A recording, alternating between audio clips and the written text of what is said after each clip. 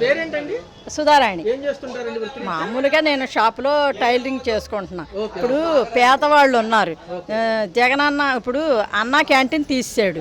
ఎంతమంది అన్నం తినేవాళ్ళు లేనోళ్ళు కనీసం 5 రూపాయలకి అన్నం పెట్టేది, అది ఎందుకు తీయాలి? తీకోకుండా ఉంచితే 5 రూపాయలు భోజనం ఆకలికి మండిపోతే ఉన్నవాళ్ళు ఎవరో ఇంట్లో ఉన్న అన్నం తీసుకెళ్లి పొట్లాలు ఇస్తున్నారు. ఆ పాత తప్పేదిగా ఆ టయానికి.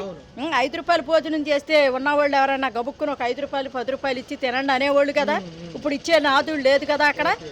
ఎవడ పెడతాడు వాళ్ళకి?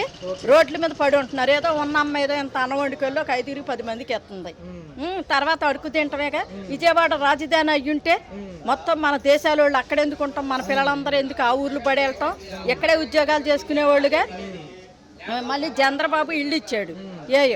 అవి ఏం చేశాడు? మూల పడేసాడు. అవి పూజలు పట్టినాడు. పో నువ్వు వచ్చావు, వచ్చినోడు ఇచ్చేయచ్చుగా అవన్నీ. హామీ పథకాలతోనే అభివృద్ధి ఉందంటారు జగన్మోహన్ రెడ్డి గారు.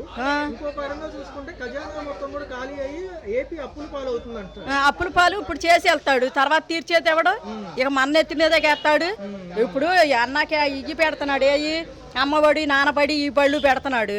తర్వాత మొత్తం మనకేక ఇంటి పన్నులు కరెంటు బిల్లులు మొత్తం పెంచుతున్నాడు, పెట్రోల్ పెంచుతున్నాడు. తాగే వాళ్ళకి మాత్రం ఏది లేకపోయినా అక్కడ కావాలి. బారుల చుట్టూ తిరుగుతున్నారు, తాగుతూ రోడ్ల మీద పడిసేస్తాం. చూసుకున్నట్లయితే మేడం గారు నిత్యావసర సరుకుల ధరలు కానీ అబ్బా సూపర్ పెరిగినాయండి. పెరగాలి, ఇంకా పెరగాలి జనానికి.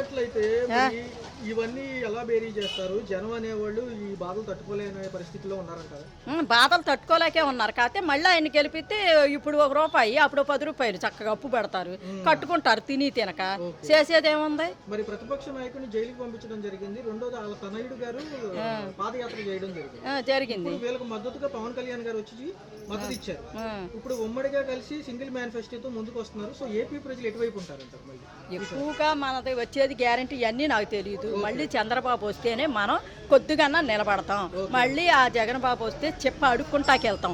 కనీసం అడుక్కుంటాకి వెళ్ళినా ఏసేనాథుడు మనకు ఉండడు. ఆడే అడుక్కున్నవాడైతే ఇక మనకేమేస్తాడు? బొచ్చులో రాయా? అంతేనే కదండి.